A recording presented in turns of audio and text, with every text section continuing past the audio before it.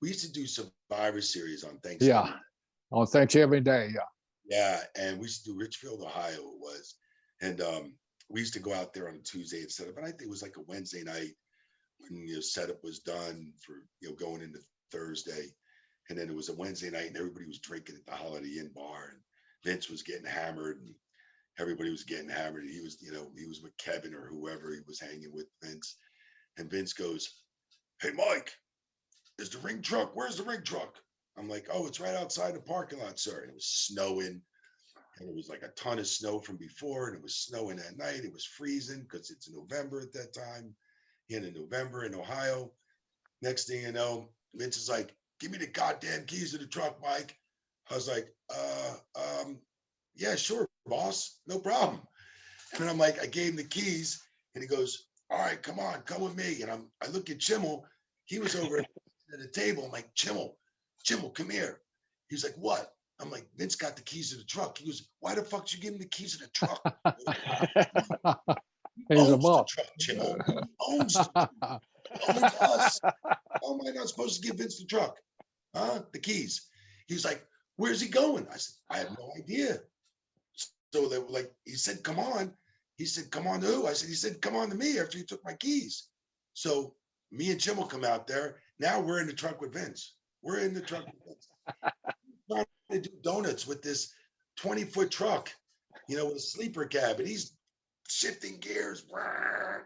He's like, "God damn it, can't this go any faster?" I'm like, "Yeah, having a fifth gear going down the highway. That's the first and second gear, sir." He's like, "God damn, this thing is slow." And I'm like, "Well, we get to the towns, we don't ever miss a show, sir." I swear he almost tipped the truck 2 or 3 times. And Jim was like, "Gave the keys." I'm like, "Oh, really?" I'm like, "Okay, you say no. We'll get him out of the seat." Yeah. I'm like, so it was that was a mess. I thought he was gonna capsize the truck, man. I really did. Vince McMahon is the worst driver in the world besides Bruce Pritchard, I think. So Vince is an awful driver. He always likes somebody to drive fast, right? Yeah. I never will forget the first time I was ever in a car with him. I was just starting in the office work. As you remember, Mike, I did promotional work. Then I got promoted, and I got in the office at the time after my promotional work.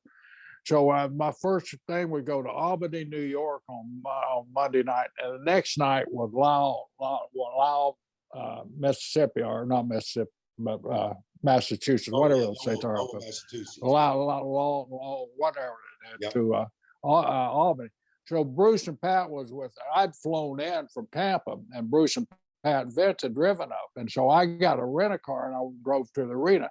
Well, the next morning we're driving back before the limos and the corporate jets and all this stuff. So the next morning I see Bruce and Pat over there with Vince, and I come walking down. I see this big smile on their face. "Brisco, you got the rent-a-car keys?" I said, "I sure do." So I take them out of my pocket. Bruce grabbed them out of my pocket. Bruce and Pat take off, and now I'm stuck to make that drive with Vince from Albany over to Lowell, about 3-hour drive. And I get in the car. I'd never been in a car with Vince before, and man, I never seen anybody drive so fast in all my life. And that highway there, that's not a straight highway. It's one that goes through the mountains there, and you're curving all around. We're taking those curves at 90 miles an hour, and I got that seatbelt cinched up. Vince looks over. "Brisco, you're not saying much." I said, "Man, I can't breathe." He scared me to death, so I can't even imagine him behind the wheel of a 5-ton truck, man.